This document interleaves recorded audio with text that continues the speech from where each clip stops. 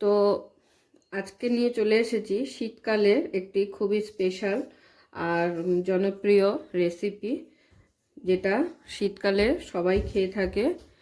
শীতকালে পিঠে না খেলে কিছুই ভালো লাগে না। শীতকাল মানেই পিঠে খাওয়া বিভিন্ন রকমের। তো দেখতেই পেলেন আমি এখানে চালের গুঁড়োটা মেপে নিলাম। প্রথমে এখানে আমি প্রায় 500 গ্রামের মতো আতপ চালের গুঁড়ো নিয়েছি। এবার চালের গুঁড়োটাকে আমি ম্যারিনেট করব।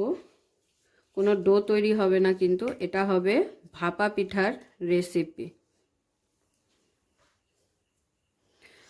তো চালের গুঁড়োটাকে এবারে প্রথমে আমি দিয়ে দিচ্ছি চালের গুঁড়োর মধ্যে পরিমাণ অনুযায়ী নুন, আর দিয়ে দেবো সামান্য মিষ্টি। মিষ্টি বলতে আমি এখানে কিছুটা চিনির গুঁড়ো অ্যাড করে দিলাম। গোটা চিনি দিলাম না, চিনিটা গুঁড়োই দিলাম। তো এগুলোকে চালের সাথে ভালো করে মিশিয়ে নেব। প্রথমে চালের গুঁড়োর সাথে ভালো করে মিশিয়ে নিতে হবে। ভাপা পিঠার রেসিপি হচ্ছে এটা। এরপর এর মধ্যে অল্প অল্প করে দুধ দেব আর গুঁড়োটাকে মেখে নেব।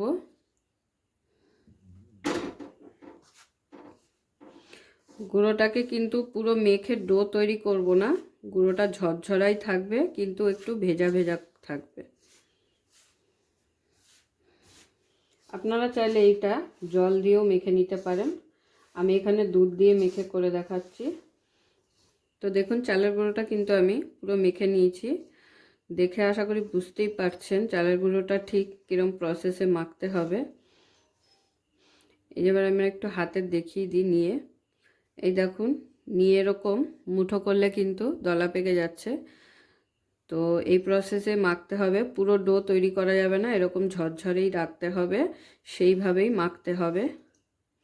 একবারে পুরো দুধ বা জল ঢেলে দিয়ে মাখলে কিন্তু হবে না। আমি যেভাবে অল্প অল্প করে দুধ ঢেলে ঢেলে মাখলাম, ঠিক সেই প্রসেসেই অল্প অল্প করে দুধ বা জল ঢেলে ঢেলে করতে হবে। এটা মাখিয়ে নিতে হবে। আপনারা চাইলে জল দিয়েও এটা করতে পারেন। এবারে আমি এটাকে চালনিতে চেলে নেব। তো এবার চালের গুঁড়োটাকে আমি এই চালনিতে করে একটি গামলার মধ্যে চালনি নিয়ে নিয়েছি, এর মধ্যে এইভাবে করে চেলে নিতে হবে।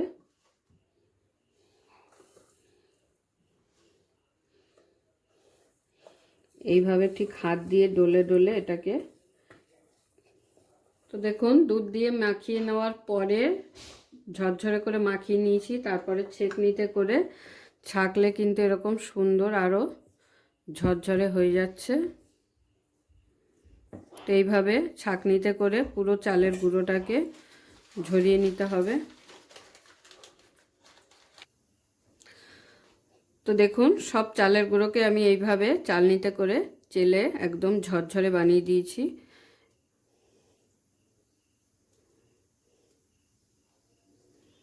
দেখে বুঝতেই পারছেন কতটা ঝরঝরে হয়েছে। যখন মেখেছিলাম তখন কিন্তু দেখিয়ে দিয়েছি যে হাতে মুঠো করলে কীরকম টাইট হয়ে যাচ্ছে, সেটাকে আমি চালনিতে চেলে এরকম ঝরঝরে করে দিয়েছি। তো এবারে চলে যাচ্ছি পরের স্টেপে। এরপরে কি করতে হবে, এরপরে নিয়ে নিয়েছি পাটালি গুড়, মানে খেজুরের গুড়। এটাকে আমি এই করে নেব, ঘষে নেব। তো গুড়টাকে আমি ঘষণি দিয়ে এইভাবে ঘষে নিলাম। আপনারা চাইলে এমনিও একটু থেতো করে গুঁড়ো করে নিতে পারেন, তবে ঘষণি দিয়ে ঘষে নিলে খুব সুন্দরভাবে একদম গুঁড়ো গুঁড়ো হয়ে যায়। তো গুড়টাকে আমি ঘষণি দিয়ে ঘষে নিলাম। আর নিয়ে নিয়েছি কিছুটা নারকেল কোড়া। নারকেলটাকেও আমি নারকেলের আইচা থেকে তুলে ঘষণি দিয়ে ঘষে এরকম সুন্দর ছোট ছোট গুঁড়ো গুঁড়োভাবে ঘষে নিয়েছি। তো এইভাবে ঘষে নিলে সুবিধা হয়। আর লাগছে আমার এই পিঠাটা বানাতে ঠিক এরকম সাইজের কটা ছোট ছোট প্লেট। তো আমি এখানে 4টে এরকম প্লেট নিয়ে নিয়েছি। এই প্লেটের মধ্যেই আমি এই পিঠার রেসিপিটা করতে চলেছি। তো দেখতেই পারলেন আমার কি কি উপকরণ লাগছে আর কিভাবে করলাম। তো এরপরে চলে যাব পরের স্টেপে। এবার পিঠাটা কিভাবে তৈরি করব সেটা দেখাবো।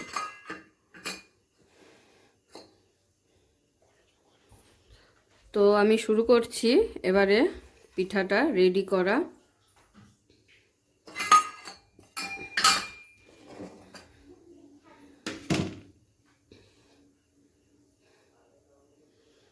তো পিঠাটা বানানোর জন্য এরকম ধুতি কাপড়ও লাগবে। তো ধুতি কাপড়গুলোকে আমি জলে ভিজিয়ে নিচ্ছি।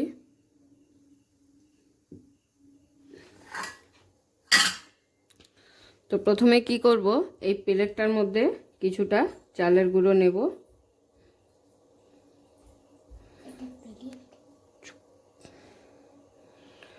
তো সুন্দর করে এইভাবে চালের গুঁড়ো নিয়ে কিছুটা নারকেল কোড়া দিয়ে দিচ্ছি।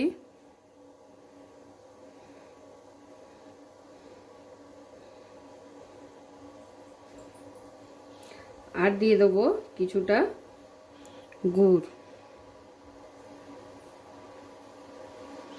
এরপর এর ওপর দিয়ে আবার চালের গুঁড়ো দিয়ে দেবো।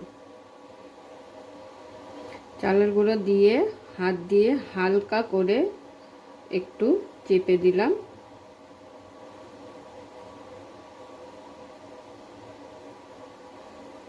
তো তৈরি হয়ে গেল আমার ভাপা পিঠা সাজানো।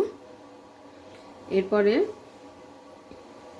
এই যে ধুতি কাপড়টা বললাম লাগবে,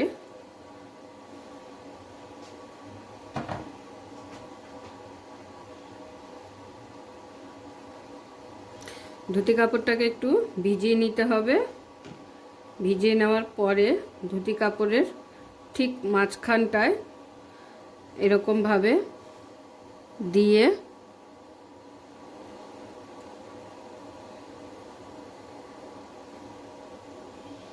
বাটিটাকে ঠিক এইভাবে ধরে চেপে ধরে এরকম উল্টে নিতে হবে।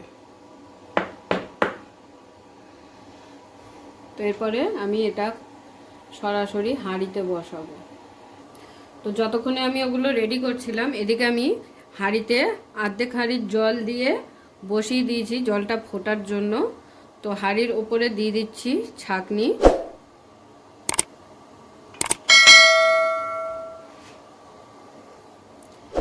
তো হাঁড়ির জল কিন্তু আমার ফুটে গেছে। এবারে আমি এই যে তৈরি করলাম এটাকে এরকম ছাঁকনির ওপরে বসিয়ে দেব। বসিয়ে সাদা ধুতিটা খুলে বাটিটাকে তুলে নেব।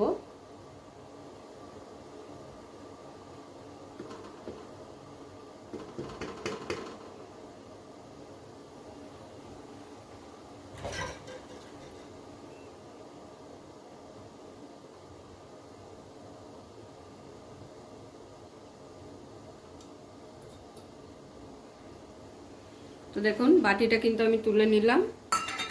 এরপরে কি করতে হবে, এটাকে সুন্দর করে এই পিঠেটার উপর ন্যাকড়াটাকে এইভাবে চাপা দিয়ে উপর দিয়ে আমি একটা সরা চাপা দিয়ে দেবো। ওটা যতক্ষণে হচ্ছে ততক্ষণে আমি বাকি বাটিগুলো রেডি করে রাখবো। আবার ভাপা পিঠেটা কিন্তু খুবই খেতে টেস্ট হয়, আর এটা অনেক মেলাতেও বিক্রি হয়, মেলাতে গেলে পাওয়া যায় পিঠেটা। ঘরে একবার অবশ্যই ট্রাই করে দেখবেন। সাজের পিঠা, পাটিসাপটা পিঠা, চুষি পিঠা, অনেকেই অনেক রকম পিঠে খেয়েছেন। এই পিঠেটাও একবার খেয়ে দেখবেন, আশা করি খুব ভালো লাগবে। তো এইভাবে আমি সব বাটিগুলোকে রেডি করে নেব এক এক করে।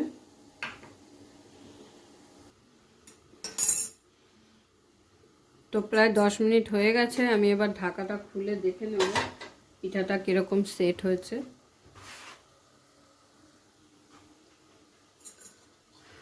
তো এই সময় খুবই সাবধানে খুলবেন, ন্যাকড়াটা খুবই গরম থাকবে। হালকা হালকা করে ফু দিয়ে দিয়ে খুলতে হবে। তো এবার আমি তুলে নেব।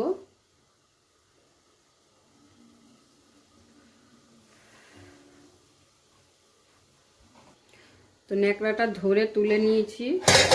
এবারে আমি ন্যাকড়া থেকে পিঠেটাকে বার করে নেব।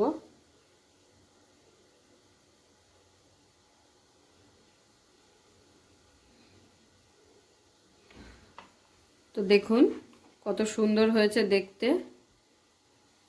আর আমি এটা ভেঙে দেখিয়ে দিচ্ছি আপনাদের।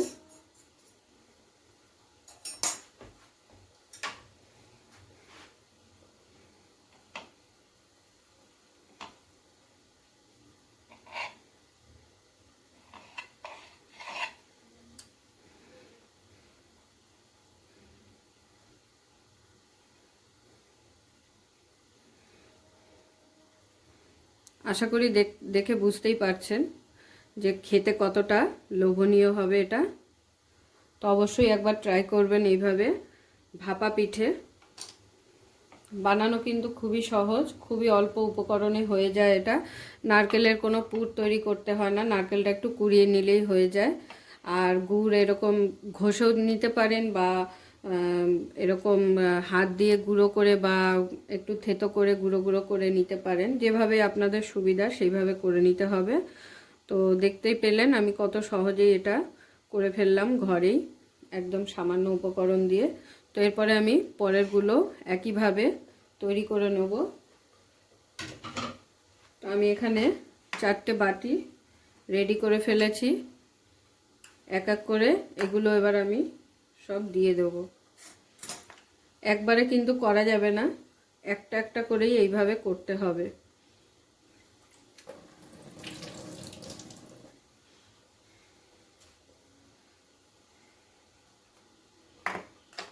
তো একটা হয়ে গেছে, আমি আর একটা এখন বসিয়ে নেব। তো এইভাবে ন্যাকড়ার মধ্যে বাটিটার উপরে ন্যাকড়াটা দিয়ে তারপরে বাটিটাকে উল্টাতে হবে। আর এরপরে আমি একটা ছোট্ট চামচ দিয়ে বাটিটাকে তুলে নেব। তো এইভাবেই একটা একটা করে এই পিঠেগুলো বানাতে হবে। তো দেখতেই পেলেন খুব সহজেই তৈরি করে নিতে পারবেন, একদম সামান্য উপকরণ দিয়ে ঘরে বসেই ভাপা পিঠে। মেলায় গিয়ে আর কিনে খেতে হবে না, ঘরেই তৈরি করে খেয়ে ফেলুন। শীতকালে পিঠে তো শীতকাল মানেই পিঠে। পিঠে না খেলে, পিঠে পায়েস এগুলো না খেলে একদমই ভালো লাগে না। তো চট জলদি বানিয়ে ফেলুন ঘরেই ভাপা পিঠে।